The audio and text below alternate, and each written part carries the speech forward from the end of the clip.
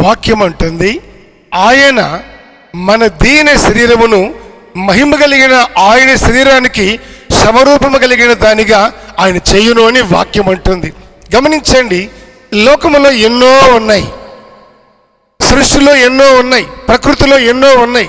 వాటన్నిటిని విడిచిపెట్టి ఈ దీన శరీరాన్ని దేవుని యొక్క మహిమ కలిగిన శరీరానికి సమరూపము కలిగిన దానిగా చేస్తాడని వాక్యం అంటుంది కదా.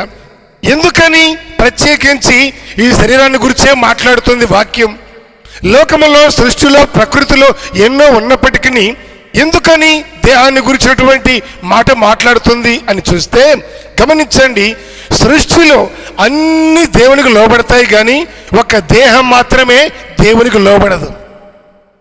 అన్నీ వాటి కాలం వరకు ఉంటాయి, పని చేస్తాయి, ముగించుకుంటాయి. కానీ ఈ దేహం ముగించబడిన తర్వాత, అంటే